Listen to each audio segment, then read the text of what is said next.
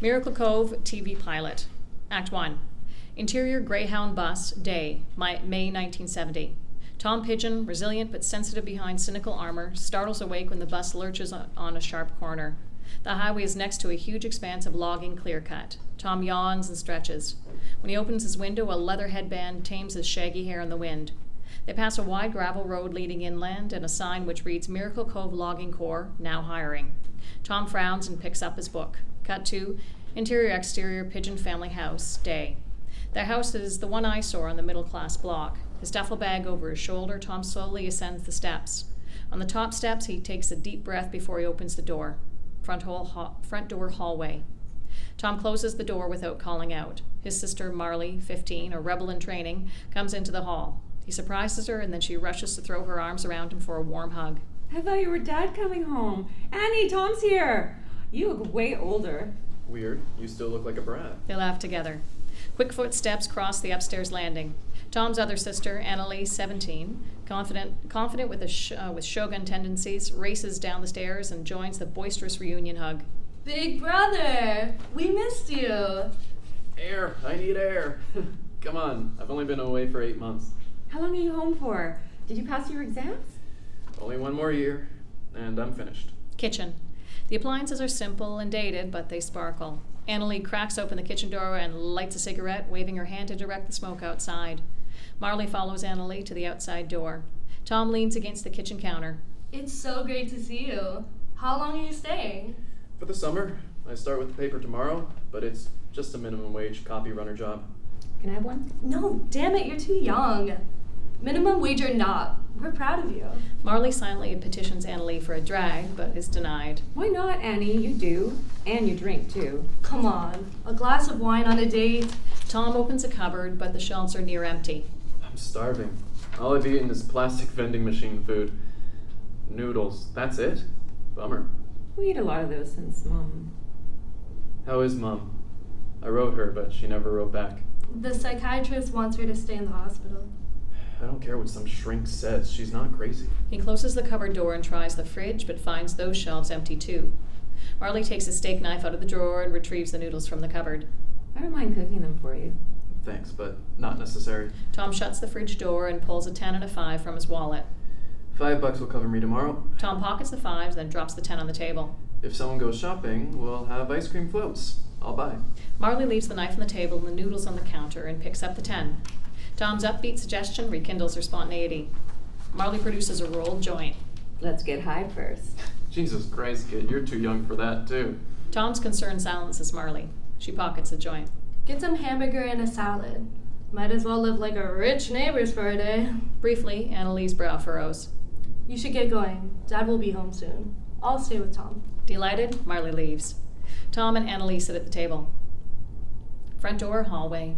Dad, an active alcoholic struggling to remain head of the family and keep his job as a used car salesman, intercepts Marley. Hey, Daddy. Did you sell a car today? Never mind that. Where do you think you're going? Kitchen. Muffled hallway chatter continues. Pensive, Tom stands, sits down again, watches the kitchen entrance to the hallway.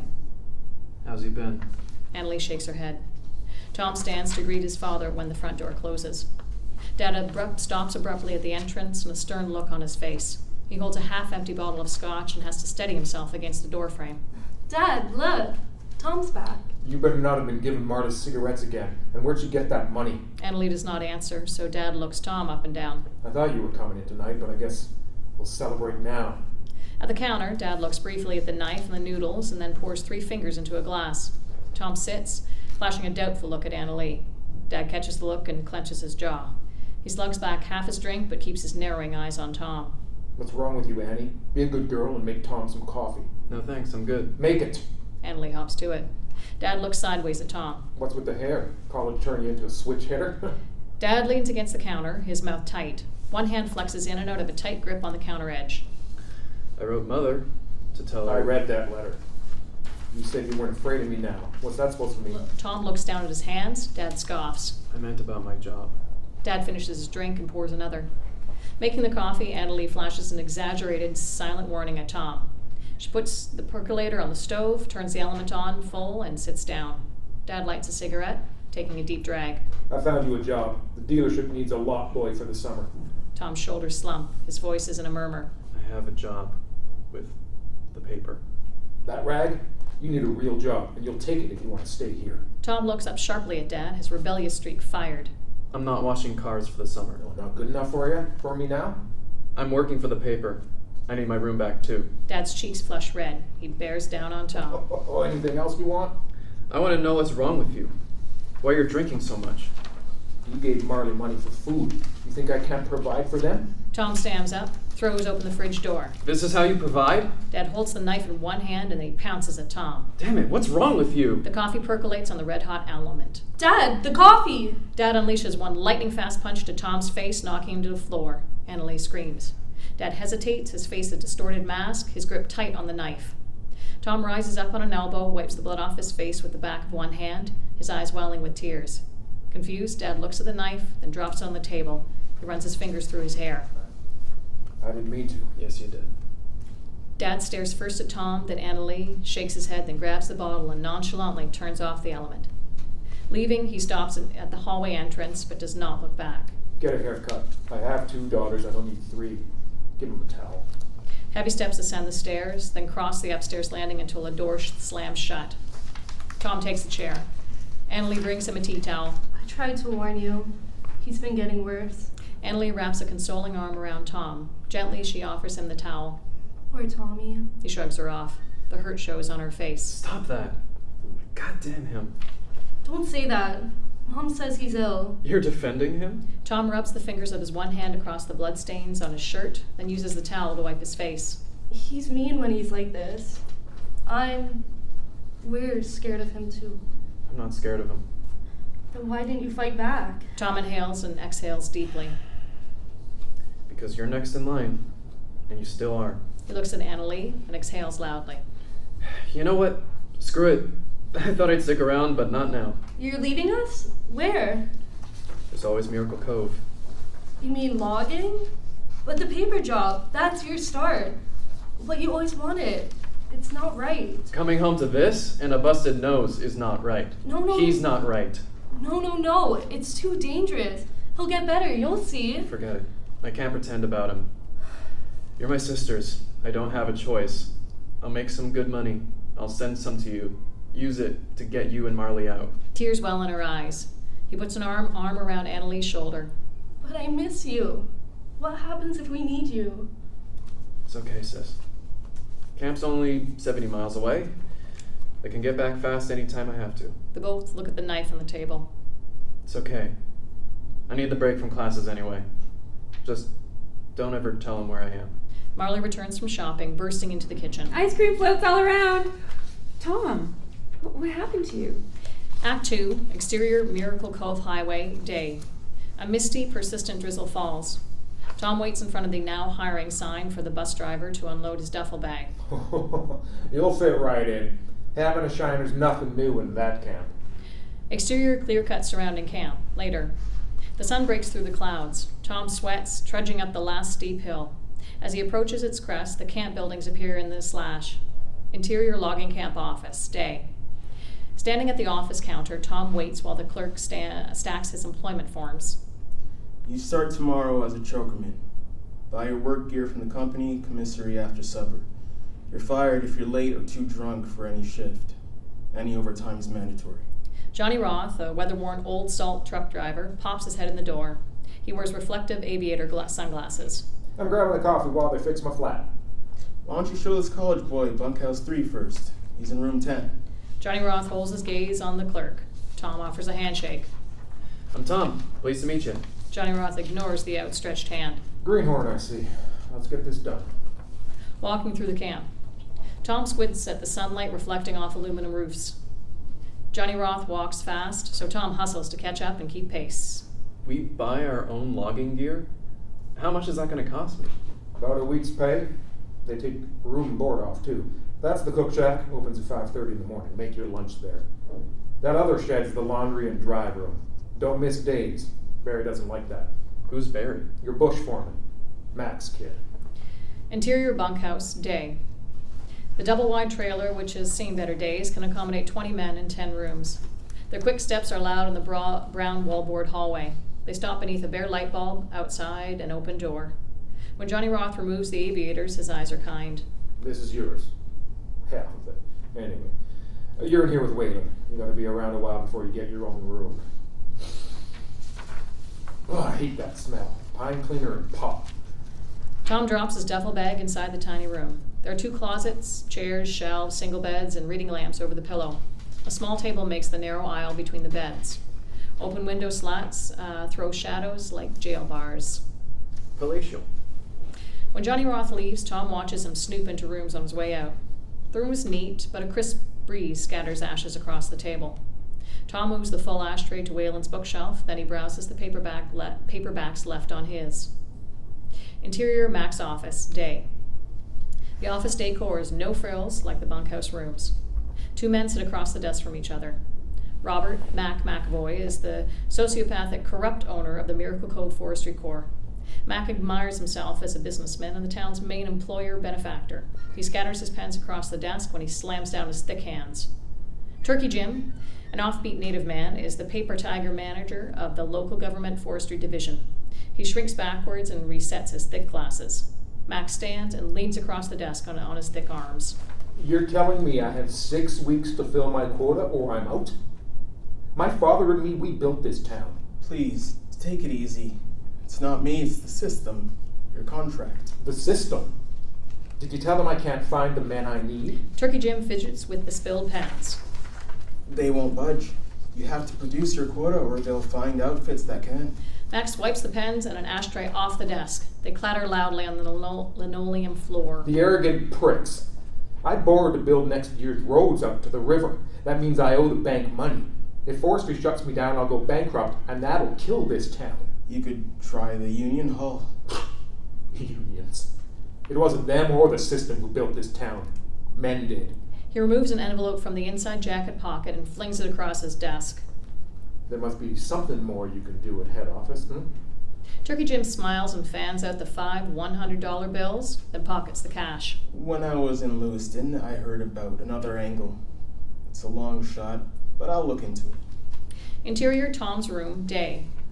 Tom reads while lazing on his bed. Booming steps in the hallway signals the men are returning from work.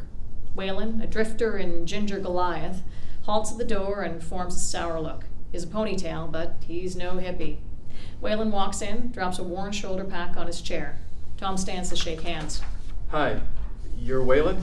I'm Tom. Bristling, Weylin slams his ashtray down on the table, spilling butts and ashes. Stick to your side of the room. Weylin strips for a shower, takes the towel draped over his chair, then leaves. Tom stares at the open door, exhales, and shakes his head. Later, Tom dumps an armful of new work gear on his bed.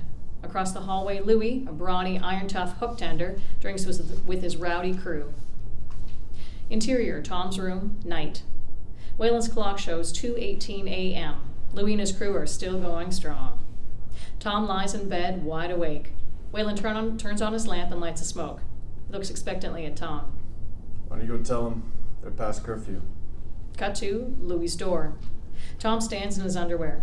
6 men crowd the beds and chairs. Liquor and beer bottles, cigarette butts, and soap bedding litter the floor. The cheap tape deck blares. The men gape at Tom. Tom raises his voice over the tape deck. It's after curfew? Can you keep it down or maybe close your door? The men horse laugh at Tom. Louis stands up. Why is that funny? Fucking college boy. Louis menaces Tom as he retreats into the hallway. You'd look funny if I drove your teeth down your throat. Louis slams his door. Their laughter infuriates Tom. He returns to his room where Weylin laughs at him. You set me up. Weylin stops laughing. Dumbass. Button your lip around me. Interior cook shack, day. Dozens of ravenous loggers eat breakfast at cafeteria-style tables, mostly in silence. More men wait in line with trays. Herbie, a nice kid, but a round native peg unable to fit into a square redneck hole, slides into a chair across from Tom. The heap of food on Herbie's plate, his skinny frame, and his familiarity are all contradictions. I'm Herbie. You the new choker rat? I guess I am. I'm Tom. I've been setting chokers here 8 months. At another table, brawny men sitting with Weylin laugh. Herbie sees Weylin and Tom flash cold eye contact. Weylin's our rigging slinger. Did I hear you getting into it with Louie last night? Tom nods doubtfully. Now, don't do that. Anyone lay the family talk on you yet? Tom looks quizzically at Herbie and shakes his head. Herbie oversalts his breakfast and butters a slab of toast. They will. Our crew's short. You and me are gonna work together, and we're on a wicked steep side hill. Barry, always a cocky sophomoric ass, more so if Mac is near, walks past with a coffee. So, Barry, when am I gonna get that pole rigging? I've been logging long enough. Like I told you, as soon as we can hire enough Indians to make a crew, I'll think about it. Barry scrutinizes Tom. You let him stake out a land claim at this table? Herbie freezes. Tom frowns at Barry's abrasive laugh. Come on, I'm just kidding. Barry joins the old salts at the table. That's Barry, all right. Our very own General Custer. Herbie resumes dedicated eating. Exterior side hill, day. At the landing. They drive for an hour towards the mountains through clear-cut slash until they arrive at their landing at the base of a near-vertical side hill. Felled and buck trees lay across the hillside back to the tree line. Below the low gray sky, the landing is damp with overnight rain. Weylin kicks the crummy door open. Herbie tosses out a slab of bread and to silence a belligerent crow. A yarder, a grapple loader, and a mountainous pile of logs plug the landing. Thick black exhaust chugs from each stack when the operators fire up the machines. Lee, a tough professional hook tender who deals directly and fairly with men willing to work, stands at the crummy door. When he speaks, even Weylin listens. The truck's waiting on us, so we gotta go now. We'll change roads before lunch. The hullback's running over a busted cedar at the back end. It's holding in place for now. Weylin, keep an eye on it. Tom, you come with me. The crew piles out of the crummy. Tom puts on his rain gear when he sees the others suit up. What'd he say? Just follow him. Lee strides off quickly, upwards and over the same ground and logging waste that confounds Tom's steps. Navigating through knee-deep mud, loose bark, slippery slabs, tops, stumps, and brush exhaust Tom before he's halfway to the back. He's soaked with sweat inside his rain gear, but he presses on, tripping often but getting up again. At the tree line. The rain lashes sideways. Tom, gulping for air, catches up to Lee. Far below them, Herbie and Weylin send logs into the landing so the lines move through the bush. Tom looks at Lee, then the equipment placed on a stump. Lee gestures uphill. Take a block up there. To my next tail, hold a stump on the other side of the gully. Look for my power saw. Stay behind the line. Tom scans the steep, rocky bluffs. Unable to see the stump in the jumble of felled timber, he nods anyway. Tom struggles to lift hold one of the 96-pound pulleys. Lee shows a fleeting moment of a mentor's empathy. You pack a block like this? Effortlessly, Lee lifts a block and places it on his shoulder, then reverses the moves to put the block down. Lee loads up with the saw, straps, and fuel cans, then walks 40 feet up to and across a tree spanning the deep ravine. Tom manages to get the block on his shoulder. His knees shake and his feet slide in the mud and the moss. Only after a huge effort does he stand on the tree crossing the ravine. Lee waits for Tom on the far side. 40 feet below are jagged boulders and a jumble of logs, some splintered like oversized punji stakes. 5 steps from the far side, Tom shakes on his rubbery legs. The narrowing log bounces more with each step. 4 steps to go, 3, 2, he rolls his upper body and drops the block at Lee's feet. Go get the other block. Put some effort into it, and hustle this time. Lee's new stump. Tom staggers to where Lee waits and drops the block. He sways, his chest heaving, rolling the pain out of his shoulders and neck, but he tries to hide it. You're here from college, right? Tom nods and wipes at the sweat pouring from into his eyes. This is my school. I tell every greenhorn to run, but figure out what's going on around you. Be the first into every turn. Always help the other guys. Then be the first out. And make sure you're behind Weylin before he sends the turn in, or sooner or later, you're going home in a body bag. Tom nods again, gulping air, catching his breath. Does Weylin know that? He should. You're still young. You married? Tom shakes his head. You just haven't found your queen yet. When you do, you'll do anything for her. Even this. Lee savors the sentiment, lighting a smoke. She's the most beautiful queen. She's the most beautiful woman in Cove. Lewistown, too. She could have been an LA model if she wanted. Far out. You can head down to Weylin now. Don't get too close to the lines. How close is that? If one of them cuts you in half, you're too close. Interior, bunkhouse, night. In the background, a tinny transistor radio plays cowboy tunes through intermittent static. Alone, Tom reads, laying back on his bed. Johnny Roth stops at the door, so Tom sits up to hide his badly blistered feet. Boot grease softens up those boots. And double up your socks, too. That helps. I got a new pair of insoles you can have. Pay me back as soon as you can. Thanks. It'll have to be next payday.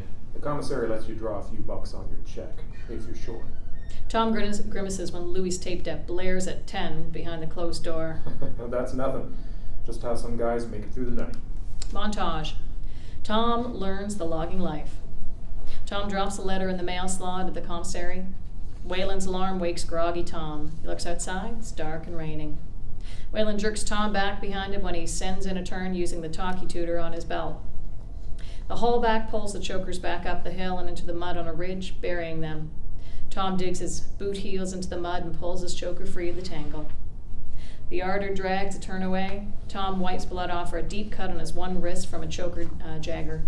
Herbie shrugs, shows Tom his own scarred and bleeding wrists.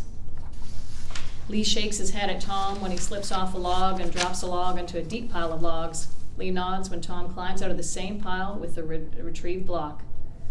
The grapple loader loads trucks 10 feet above the stakes with logs that drag 40 feet behind the trailer. At supper, Tom eats mounds of food, then takes coffee to his room to tend to his healing feet and new cuts. Johnny Roth and Herbie drop by to chat. Johnny shakes his head at Louie's room, as ruckus as a cage full of animals. Tom smiles when he shows Johnny his earplugs. End of montage. Interior pigeon kitchen, day. Marley watches Annaleigh open an envelope and unfold a letter in cash. She quickly reads the short note. What does he say? He says this money is in advance, to expect more next time. He says he's okay and he misses us. Get the jar. Marley brings Annaleigh a mason jar. Annaleigh counts out half the cash, tucks it into the jar. Marley stashes the cash in the back of the bottom cupboard.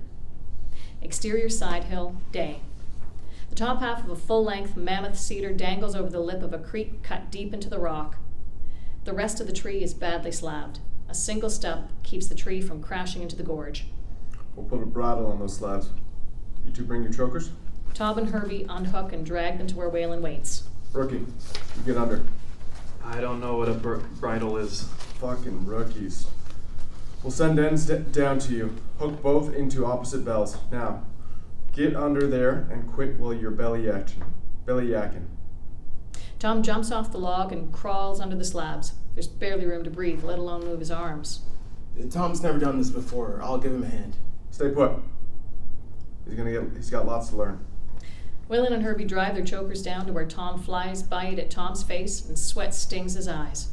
He fights to reach both chokers. When Tom figures out what Weylin wants and manages to do it, he crawls out from under the slabs. He looks up to let raindrops splash on his face and scrambles up and runs along the slabs to our safety. I waited long enough on you. Weylin blows the go-ahead whistle. The yarder operator responds instantly, and rumbling, shifting slabs throw Tom off balance. Jump! Tom jumps clear with his last gasp, falling at Weylin's feet. Tom springs up, fueled on adrenaline and outrage. Unimpressed, Weylin sneers at Tom. Run or die, rookie. Act 3. Interior, Tom's room, night. Tom reads lying on his bed. Louis' party rages on the other side of his closed door. Johnny Roth knocks once, then jerks his thumb over his shoulder. These guys will run out of money soon and we'll all get some sleep. Say, you ever smoke that happy cabbage with them, all them tree huggers up there in college? I marched a few times. You like to read dusters, I see. Tom peers at Johnny over the top of his Western novel. I guess. Well, for jumping Jesus' sake then. All them college books, and that one you're reading is made from trees, ain't they? Can't they open their eyes? We'll never run out of trees. Herbie pops into view in the hallway. Johnny and Herbie nod hello when Johnny leaves. I'm driving to town Saturday. You want to go? If you spend too much time in camp, you'll just quit on me. Then I'll never get promoted. Can't quit. Well, lots of guys do. We can test drive my new car. Exterior camp parking lot, day. Herbie beams beside the rusted, beat-up Vauxhall Viva. I thought you bought a new car. I did. I picked her up this week. Interior, Herbie's car. Herbie drives like a madman towards town. He and Tom squint through the dust clouds and the bright sunshine. Herbie swerves and just makes it around the corner. Tom grabs the door armrest. He straightens the wheels and the car stops rocking. Shocks are good, eh? There's gonna be a million women at the bar. Gravel sprays when they drift around another sharp corner. I say, treat a woman like a lady, and a lady like a queen. Most of the women I know would be happy with equality. Herbie fires a quick frown at Tom and boots it again. I do that, but I want 'em all. Herbie mashes the gas pedal to the floorboards. Louis, driving a pickup truck, tries to pass him. Game on. Herbie blocks Louis, but he pulls a quick right and draws even on Tom's side. Louis and Herbie laugh and flip birds at each other. They race neck and neck around for a few more turns, then Herbie eases off to yield the road.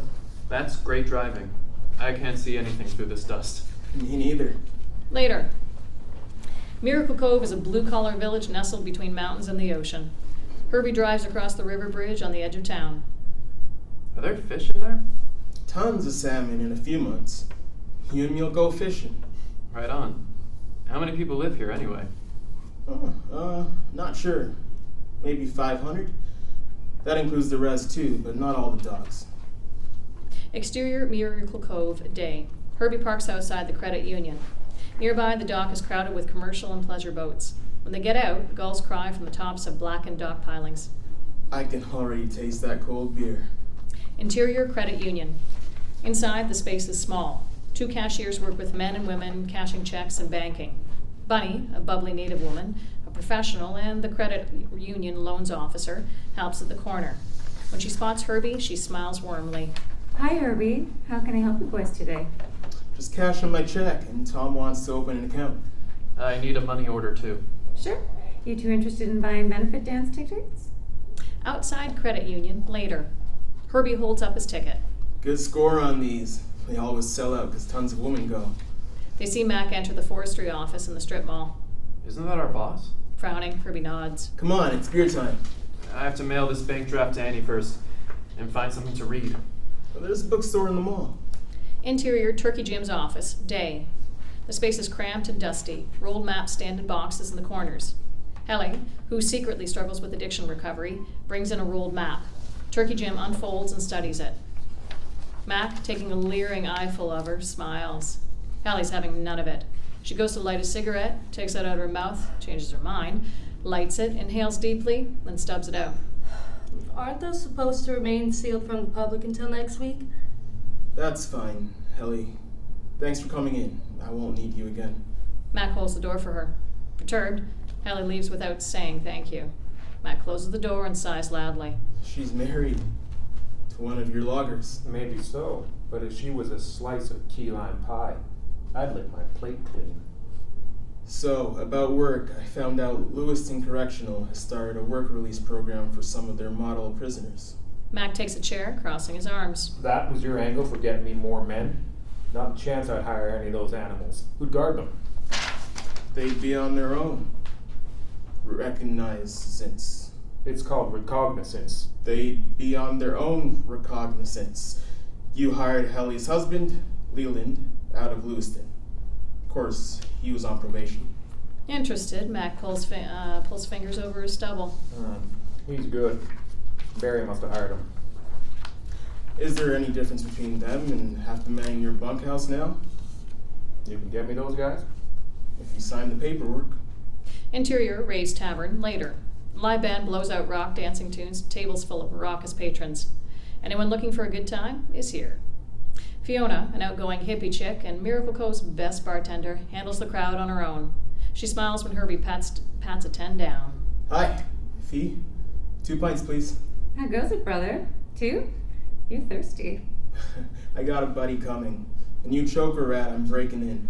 Later, Tom comes in, spots Herbie sitting alone at a table, but he detours to the bar when he sees Faeona.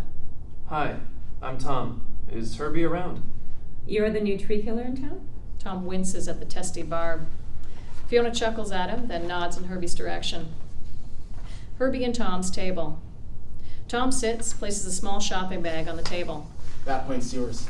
I'll get the next round. What's the story on that cute bartender? She's single. Like 22. Way too old for me.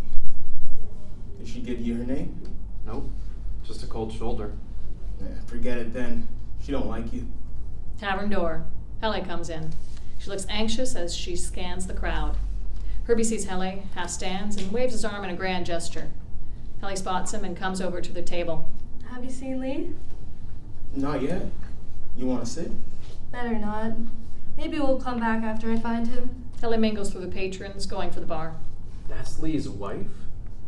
She's a 10. It's my round. Be right back. End of the bar. Faeona comes over to serve Tom. What can I get you? Gold pints, please. I'll pay now.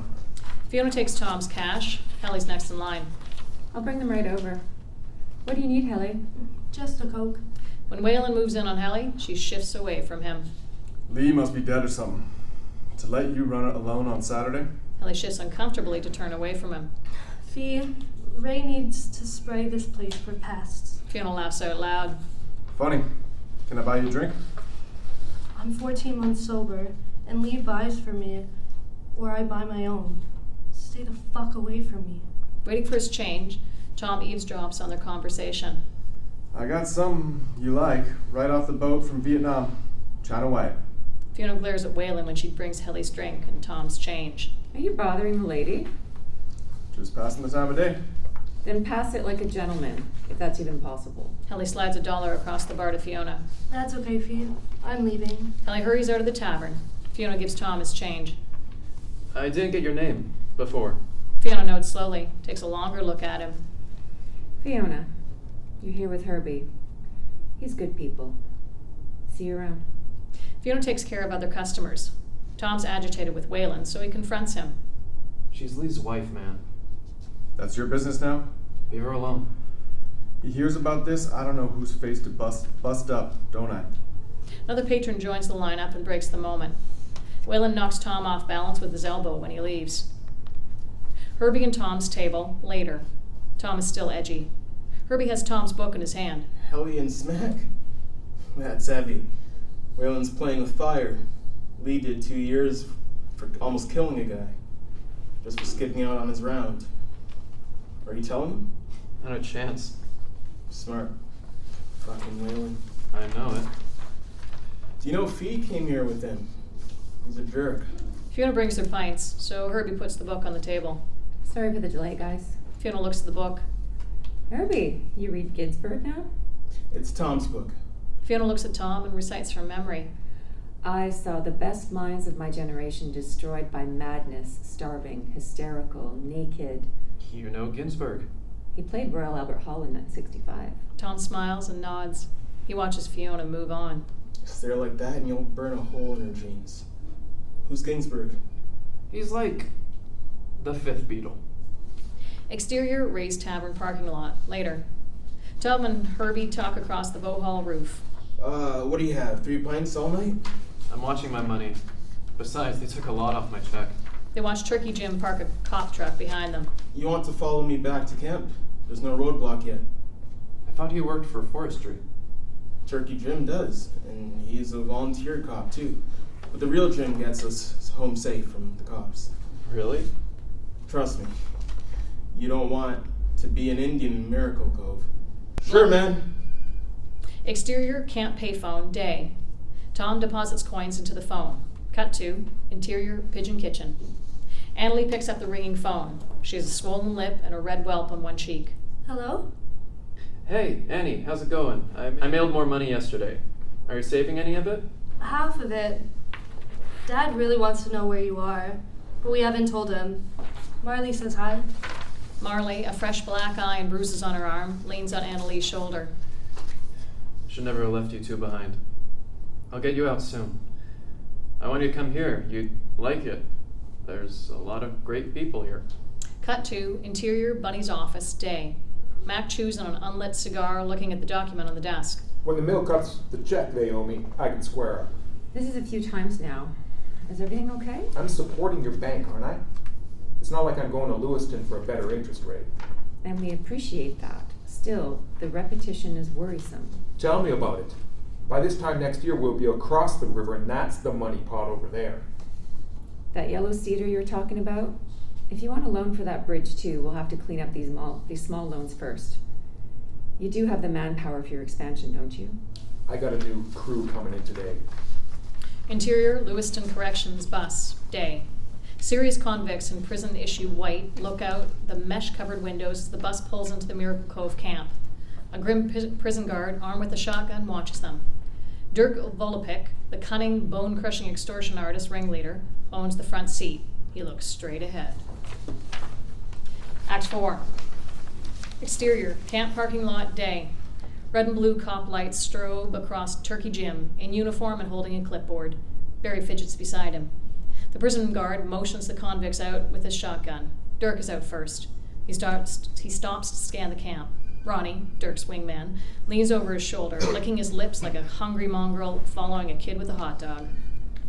There's no gate. Shut up. This ain't my first login camp. Move along, you two. The men file out and line up. Turkey Jim checks off names. Behind me are bunkhouses. The bull cook inside will assign you rooms. The convicts file inside. The prison guard relaxes, rests the shotgun on his shoulder. They're officially yours now, but if you ask me, so many of them together like this is a big mistake. Interior, Louie's room, night. Louie and his crew are into another case of whiskey. Dirk and Ronnie walk in. What do you criminals want? Can you spare a slug of whiskey? You bet they can. Dirk jams in beside Louie, forcing him to move over. We want to score. Who do we talk to? Dirk grabs the whiskey bottle off the table and takes a huge drink, then passes it to Ronnie. He laughs and drinks. Louie squares off with Dirk. I never offered, did I? I don't remember asking. Louie grabs the bottle out of Ronnie's hands. You had your drink. Sure we did. It was just being good neighbors. Dirk and Ronnie stand up, but before they leave, Dirk turns to the door and stares hard at Louie. Interior, Ronnie's room, night. Weylin hands Ronnie a dime bag of heroin. I got a steady source. Weylin leaves as Dirk comes in. Dirk sits beside Ronnie while he smokes a hit. When Ronnie falls back on his bed, Dirk places Ronnie's hand on his crotch. Interior, Ray's Tavern, night.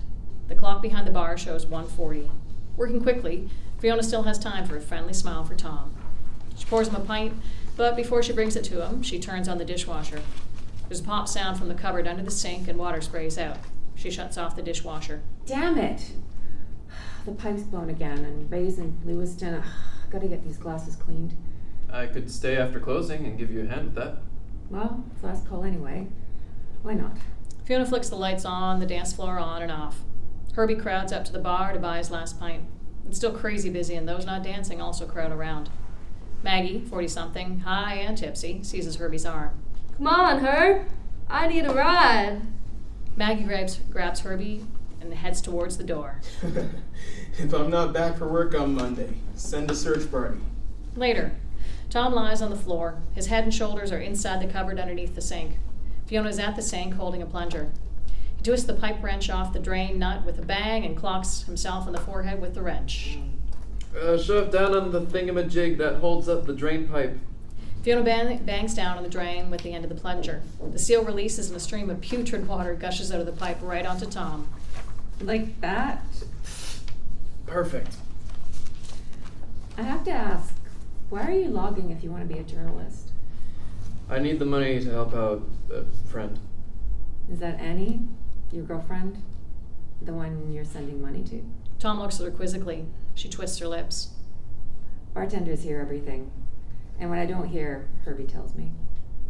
Annie's my sister. I'm helping her and my other sister out a little. She reappraises Tom. That's a nice thing to do for someone. I gotta talk to Herbie about gossip. Fiona giggles at Tom. That mark's going to be a bruise tomorrow. I have the new gasket. Let's switch places. I can deal with that wrench, and you can find a towel and pour us a couple of tequila shots. Tom dries off with a clean bar towel and pours 2 drinks. Fiona grunts one last time from under the sink. That should do it. Try the tap. Tom runs the cold water, and the seal is tight. Fiona joins him at the sink to admire the job and start the dishwasher. See?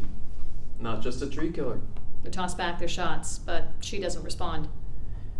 Why don't they just plant trees? They do, but not nearly enough. A planting crew comes in for a couple of weeks and leaves. That's all Mac will pay for.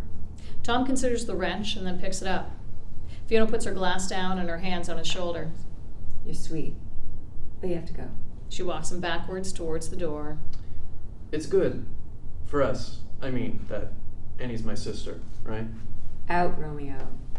Listen, I hear stuff. Don't step out of line in camp, okay?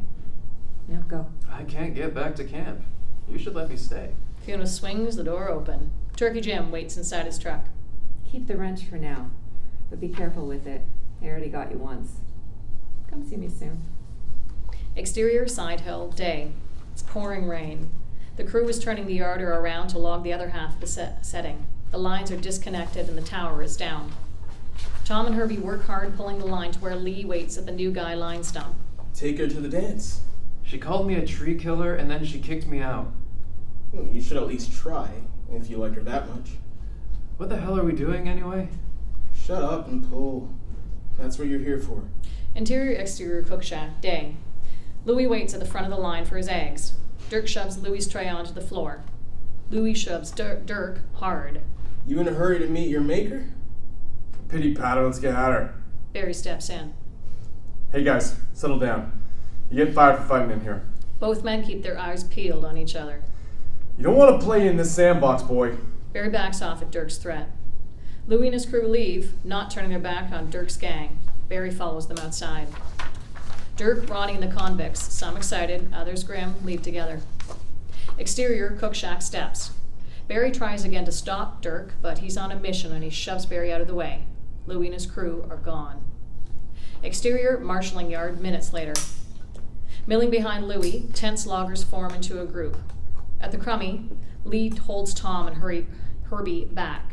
This ain't your fight. Weylin leans casually over the crummy hood, smoking. I figured this is the time when a man like you should take charge. You know, a boss keeping the peace, getting right in there. Lee glares briefly at Weylin. Keep right on figuring, that's all about you're good for. Johnny Roth joins Lee, Tom, and Herbie. Think they'll go? Dirk and the convicts run into the yard, yelling and swinging power saw chains. Far back, Barry trails them until he ducks in behind the crummy. Louis and Dirk leap at each other, biting, kicking, and landing bone-crushing punches. Both spray blood. The men fight viciously, too, but Louis's crew is bare-knuckled against the convicts wielding power saw chains. Louis has Dirk by the throat until Dirk smashes Louis on the jaw with his elbow, breaking it, stunning Louis. The others stop fighting when Louis hits the ground. Dirk! Ronnie throws Dirk a chain, which he uses to thrash Louis. When Louis's eyes open, Dirk grinds his cock boot into Louis's bloody face. You can't hit what you can't see. I'll rake out your fucking eyes. Louis gives up, goes limp on the ground. Dirk surveys the men slowly for challengers. This is my camp now. At the crummy. Barry slides out from hiding, then inches up behind Johnny Roth and grabs his shoulders to half-turn him. Johnny, what do I do? You better run and get Mac. Interior Mac's office, day. Mac sits at his desk idly flipping the sheets on a clipboard when Dirk knocks at his door. Black stitches pinch shut a raw, jagged gash over one of Dirk's eyes. Mr. Volopik, close it. How's that? Dirk closes the door and waits in the middle of the room. That fight weren't my fault. I got a bus full of witnesses. Is Ronald Pinsey one of them? Dirk scowls at Mac. He's inside for peddling dope. Says here you two are close, are you? You can't fire me for that. Relax. I don't give a shit. As long as he's willing and you hide it from the men. But I am obliged to inform the warden about the riot. Let's have a chat. For now, we can just be two men talking. Sit. Dirk sits, folds his beefy arms. Mac pours 2 whiskeys. You want some good news you can chase with a drink? Oh, Mac slides 1 glass across the desk. Only Mac drinks. not thirsty? Not if you're blackmailing me. Let's talk man to man. My son's not cut out for managing men. He's gutless, hiding behind Johnny Roth. If we weren't talking man to man. Mac sits up, leaning forward. He yells at Dirk. I hate 2 things. Men missing shifts and interruptions. Mac takes a drink to let the air clear. I was about to say he's family, but he's no production man. Mac sits back, his shoulders relax. Dirk's face is unreadable. I had plans Louis would replace Barry, but I don't promote losers. What I need is more production. Dirk slugs back his drink. I can make that happen. But what's in it for me? A raise? No more chokers? A company truck? You pick your sub-foreman. But I can't afford anyone missing a single shift. I get my own room in the foreman's bunkhouse. Ronnie and Weylin too. Mac pours Dirk a double. Next time you enforce the camp rules, Mr. Volopik, check with me first, or our deal's off. Dirk tips his glass towards Mac, then chugs his drink. It's just Dirk. Act 5. Exterior side hill, day. Tom and Herbie dig their heels in on a steep side hill. They pin the narrow gauge line Lee uses to facilitate road changes until he can leapfrog the main lines over to his next road. I forgot. You two decided on names for the kids yet? Funny. That dance is coming up soon. She likes you. She told me. You know, you gotta quit with the fucking gossip. She does? All you need to do is make sure she hates you logging less than she loves trees. What am I supposed to do about that? I got a place you should see this Sunday. Exterior on the Quinsam River, day. A breeze sighs through the old-growth trees. A lure plunks into a clear green pool, creating expanding, delicate rings. This place is amazing, man. Herbie casts into the same pool. These were our traditional lands before. Herbie stares down the valley. Tom follows Herbie's solemn gaze down the lush green valley to the distant but encroaching logging clear-cut. Interior Johnny Ross' room, night. Johnny and two old salts listen to another pick out a country melody on his guitar. Tom knocks on the doorframe. Hey there, old timer. Come on in, grab a stone. Thanks. Can I ask what you think about reforestation? I wrote a thing. Well, that just makes sense. That's our future jobs they're putting in the ground. Let's take a gander. Tom hands the petition and a pen to Johnny. He reads it. What are you going to do with this? Given his turkey gym in a few days. I don't see no harm in that. I'm in. How about you boys? Exterior side hill, day. The heat shimmers off the vertical desert of fallen trees. Tom packs a roadblock with confidence, keeping pace with Lee. Tom hangs the block and strap on the stump. Lee watches, nodding approval. Both are soaked in sweat. You're starting to rub some of that green off. I might have to teach you something after all. I'm putting you chasing. I'll teach you splicing too. Take 5. Tom sits on the stump. Lee casually coils a cable extension. Cool. Can I ask you something? Lee cocks an ear. I'm circulating a tree planting petition in camp. Will you show it to the guys living in town? Interior raised tavern, night. Tom shows 2 pages of the petition, signatures Faeona. They savor a short silence and mutual smiles. It's just a petition, but Lee passed it around town too. Do you like dancing? Interior forestry office, Helly's desk, day. Helly is alone in the office when Ronnie walks in. Jim's out for lunch. Maybe I came to see you. And my already bad day gets worse. She frowns when Ronnie sits on the corner of her desk. He drops a plastic packet of powder on her desk. Helly recoils, so Ronnie stands up. What's that? You know what it is. A present from Weylin. Helly scoffs at him. If you don't want it, I'll pick it up when I leave. Jim won't mind me waiting in his office. Helly picks up the packet like it's a dead rat, then holds it over the garbage pail. Turkey Jim's office. Ronnie shuffles through papers looking for Tom's petition. When he finds it, he leaves. The packet is gone from Helly's desk when Ronnie walks past. Catch you later, Dorothy. But I guess it won't be in Kansas. Interior Mac's office, day. Dirk walks in, closing the door before placing the petition in front of Mac. What's this? Trouble. How'd you come by it?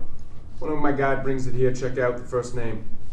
Mac's demeanor turns stone cold, but his head shakes as he holds Tom's petition. Get him in here after work. Later. Dirk forces Tom into the chair. Shaking his head, Mac studies Tom. Barry rushes in, drops a report on Mac's desk. You wanted these numbers? Productions update? Looks like we'll be making that quota. Mac takes the report but keeps scowling at Tom. Making the quota's not good enough now. Close the door on your way out. Why is Dirk staying? He has something to contribute. Dirk blows smoke and laughs silently in Barry's face before he leaves. Are you some kind of smartass? Tom does not flinch when Mac places the petition down. Your name's first on the list. Should be. I wrote it. Mac raises a hand when Dirk takes a menacing step Hold forward. up. I used to have your attitude when I was a kid. Tom shrugs. Dirk leans on the back of Tom's chair. Look, son, this isn't some hippie tree planting outfit. We're all men. We pull hard together like family. If you want to make it here, you have to pull with the rest of us. Do you understand me? Tom tries to stand, but Dirk pushes him down again. I understand. Interior Tom's room, night. He grabs the wrench under his pillow and turns off his light. Interior, Legion. Women's Shelter Benefit Dance, night. The lights are low, the dance floor full. Tom and Faeona sway into a waltz on the dance floor. Herbie and Maggie waltz past. Maggie spins Herbie, then she flashes a huge wink and a smile at Tom. This is nice. Faeona lays her head on Tom's neck. She looks up at him. Do I look pretty tonight? You always do.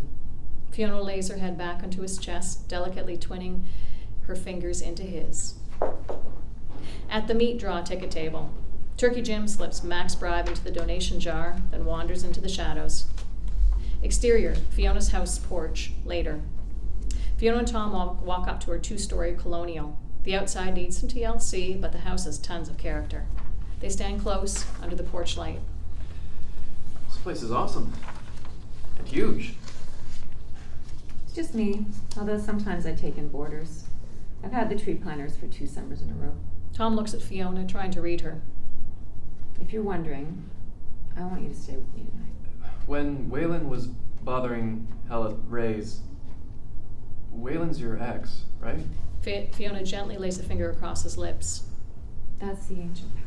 She tries to hug him, but he holds her back by the elbows. How could you be with him? I don't get it. I mean, he even tried to kill me. And he deals smack. Were you? No. What? No. Tom hesitates, releases her arms, and storms down the steps. I can't do this. I left him. Not good enough. You're going to ruin a good thing over him? Cut to interior, Helly's car. Helly smokes more heroin. She nods out. Her cigarette has burnt down to the filter. Weylin removes it from between her fingers, lights a smoke, and exhales a thick plume into the truck. Cut to interior, Mac's rec room. Mac places the winning hand onto the table, exhales cigar smoke. Players fold their cards as Mac rakes in chips. Frustrated, Ronnie exhales loudly. Mac looks at him. Do you know why you're here? To celebrate making the quota. Mac throws Tom's petition on the table. I'm good now, but shit like this can still hurt me. Our fallers are going at it. We'll be in the Yellow Cedar soon. Who cares about that bullshit? What yellow cedar? Are you cutting across the river? Just let those cards fly. Dirk pours a round of drinks, looking sideways at Mac. Isn't it about time we set that college kid straight? Feeling feisty? You're the bush foreman. It's up to you to keep morale up. Weylin told me the kid keeps an equalizer under his pillow.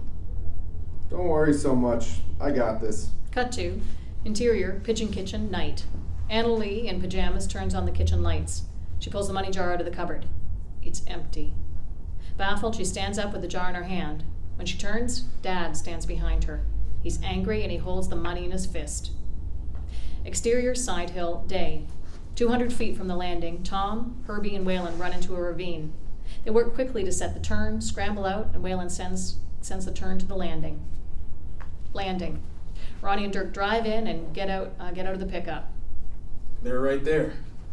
Dirk signals the yarder and loader operators to cut their engines. He yells up the side hill. Weylin, come here, now. Dirk climbs up to the yarder operator's cab. Hey, partner. Let a former line winder relive his glory days. The operator gives up the controls and Dirk sits in the cab. Weylin arrives in the landing. Ronnie offers him a smoke. Herbie's got the bug. He's college boy's best friend, right? Ravine. When Herbie stops the rigging, he and Tom run into the turn. Herbie blows the whistle for an up slow back. Dirk sees Herbie under the rigging and intentionally releases brakes on both winches, crashing everything down on Herbie. The jarring impact causes a log to roll and pin Herbie's legs, cracking bones. Herbie's scream turns into guttural choking. Helpless, Tom kneels beside Herbie, whose tongue is a foamy red gob between blue lips. It's killing me. Lee runs into the ravine with his power saw. He sends 7 long whistles that mean a man is in mortal distress. Hold his head. Don't let nothing hit him. It's pinching his guts. Weylin, bring the litter, fast. Radio for a chopper. When Lee sees the saw, Herbie faints in Tom's arms. Landing. Dirk climbs down and off the yarder to join Ronnie. I got him. That fucking college kid's getting our message now. Call it into Mac. Cut to interior forestry offices, Helly's desk. Frantic, Helly drops the phone handset. Turkey Jim's office. Helly bursts in. Turkey Jim and Mac look up from hovering over a map. Mr. McAvoy, your office. It's urgent. Helly hands Mac Turkey Jim's handset. There's always something. Mac listens, unmoved. Take care of it, but there won't be any helicopter. Cut to exterior landing. Lee and Tom kneel beside Herbie. He's barely conscious. His face is ashen and he's shallow breathing. Is he dead yet? Tom snaps and savagely attacks Ronnie. Ronnie cowers and falls, unable to defend himself against Tom's fury. Dirk and Lee both jump in to stop Tom. Dirk pulls Ronnie to safety. Lee holds Tom back. You saw us. You did this on purpose. Hold up! We have a man hurt here. Lee scans the sky. Tom glares at Dirk. Dirk and Ronnie back farther off. Shut it down. We're done for today. In the distance, they hear a siren. Told him to send a chopper. The ambulance arrives. 2 attendants assess Herbie, then load him into an ambulance. He's in shock. We can't handle this in Miracle Cove. He has to hang on to Lewiston. Let's get rolling. Lee climbs in. They speed away with the siren blaring. Exterior marshalling yard, later. Devastated, Tom sits in the back of the crummy. Mac, Dirk, and Ronnie park beside him. Mac opens the crummy door. Tom won't look at Mac. I told you once, we're all family here, and you're part of it now. 29 years ago, my old man logged here for the war effort. He and me built this company together. We're all loggers. That's how our family survives. Cutting down trees. We can't stop. We do that and Miracle Cove dies, and my family's memory with it. I won't let that happen. Now do you get me? I get you. Mac drops Tom's petition on the crummy floor. Then there's just one last thing. Don't ever cross me again. Interior, Tom's room, later. It's quiet, but the subdued men speak behind Louis's door. Raindrops patter on the open window slats. Tom tears his petition into pieces and drops it into the wastebasket. Johnny Roth taps the door frame with the side of his boot, hands Tom a plate of supper and a coffee. Hey, buddy, you should eat. Is there really work tomorrow? Logging don't stop on any man, living or dying. Never have. But that's your clock there, and it's always up to you to set it for the next get-up. Johnny Roth holds Tom's piercing look, then nods. I knew there was no quitting you. End.